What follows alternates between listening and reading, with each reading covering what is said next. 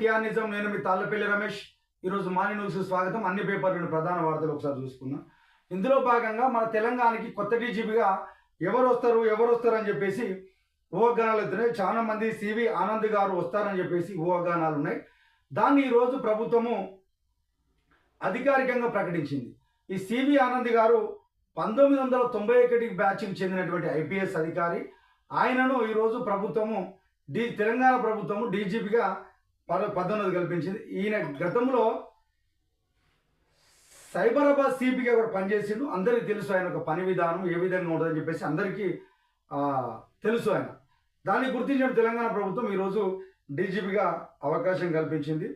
గతంలో సైబరాబాద్ సిపిగా పనిచేసిండు. హైదరాబాద్ సిపిగా,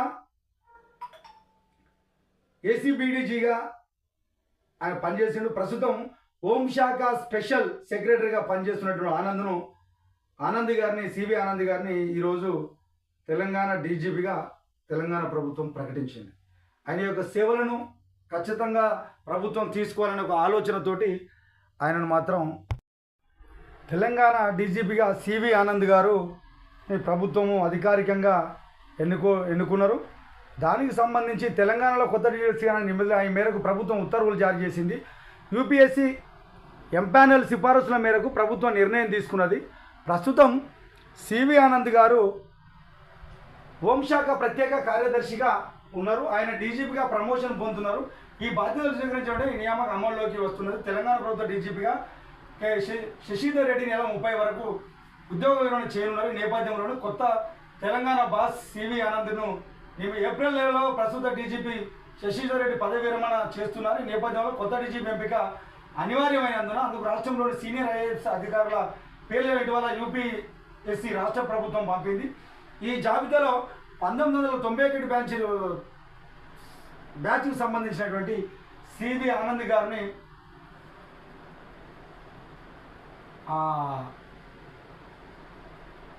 ఎన్నుకున్నారు.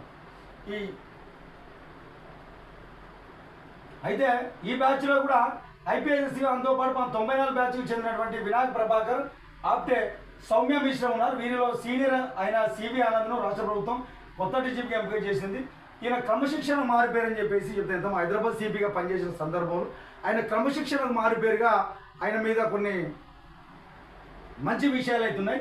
అవి చూసుకుంటే రంగారెడ్డి జిల్లా హైదనగర్ సమీపంలోని కుంట్లూరు గ్రామంలో ఒక మధ్యతరగతి కుటుంబంలో సివి ఆనంద్ జన్మించారు.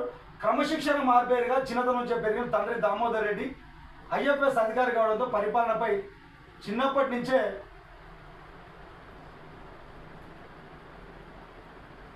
ఆయనకు అవగాహన ఏర్పడింది.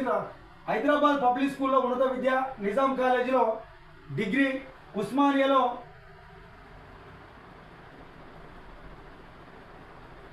పీజీ పూర్తి చేసిన సివి ఆనంద్ 1991 ఐపీఎస్ అధికారికి ఎంపికయ్యాడు. సివి ఆనంద్ ప్రవేశించిన మార్పు లేటికి ఆదర్శంగా అక్కడ కనపడతాయని చెప్పేసి చాలా మంది మాట్లాడుకుంటారు. సివి ఆనంద్ గారు ఒక నిల్వెత్తు నిదర్శనంగా ఈ ప్రజలకైతే కనపడతా ఉంటాడు.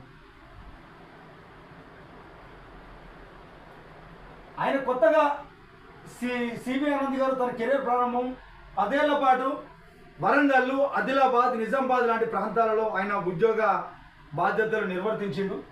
ఆ తర్వాత ఆయన చేసిన పోరాట పటిమను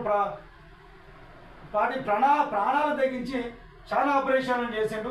1902లో ప్రెసిడెంట్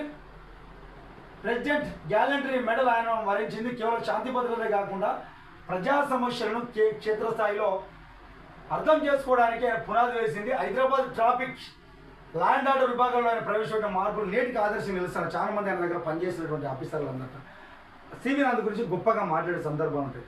ల్యాండ్ ఆర్డర్ కానీ అక్కడ ట్రాఫిక్ సమస్యలు కానీ ఏ విధంగా నియంత్రణ చేసిండు, ఏ విధంగా మార్పులు చేసిండు అనేది అయితే ప్రతి ఒక్కరు మాట్లాడుకునే సందర్భం అయితే ఉన్నది. సివి ఆనంద్ కేవలం ఒక కాకి చొక్క వేసుకో పరిమితం కాలేదు. ఆయన ఒక అద్భుతమైన క్రీడాకారుడు కూడా. ఐపీఎస్ కాకముందే అండర్-19 భారత జట్టుకు ప్రాతినిధ్యం వహించిన ఆయన ఫస్ట్ క్లాస్ క్రికెట్ ఆటగాడు. అథ్లెటిక్స్, టెన్నిస్లో జాతీయ స్థాయిలో పథకాలు సాధించిండు.